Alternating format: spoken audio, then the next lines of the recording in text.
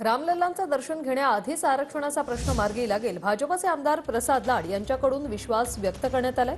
जरांगे पाटलांना मुंबईपर्यंत यावं लागणार नाही असंही लाड यांनी म्हटलंय.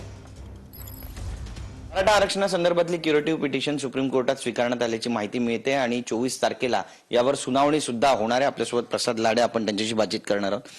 किती मोठी प्रोग्रेस म्हणावी या सगळ्यांना?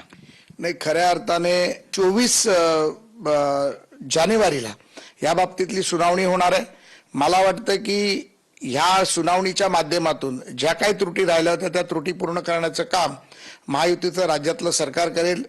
परंतु मला वाटतं की त्यांना मुंबईपर्यंत यावं लागणार नाही आणि जे मराठा आरक्षणाचा प्रश्न तो पूर्णत्वाकडे झालेला दिसेल. अयोध्याचा दौरा सुद्धा आहे आणि तिथे सुद्धा जाण्याचा एक तो वेगळाच मूड असेल. प्रभू रामाच्या आशीर्वादाने मराठांना आरक्षण निश्चितपणे मिळेल. जो 500 वर्ष जुना प्रश्न राम मंदिराचा होता तो सुटला.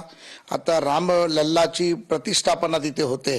त्याआधी मराठा समाजाच्या आरक्षणावरती देखील शिक्कामोर्तब निश्चित होईल याची मला खात्री आहे. एक राजकीय प्रश्न आहे. लोकसभेच्या जागेसाठी बारामतीतून अजित पवार गट लढणार असं अजितदादाच म्हणालेत.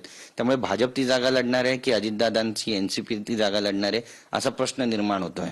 भाजप आणि अजितदादा हा वेगळे नाहीच आहेत. त्याला मी एक म्हणून काम करतोय आणि आम्हाला माननीय नरेंद्र मोदीजींच्या नेतृत्वात या येणाऱ्या 2024 मध्ये फिर एक बार मोदी सरकार हे प्रचंड संख्येने निवडून आणते. त्यासाठी महाराष्ट्रामधनं किमान 45 आणि कमाल 48 जागा जिंकायच्या आहेत.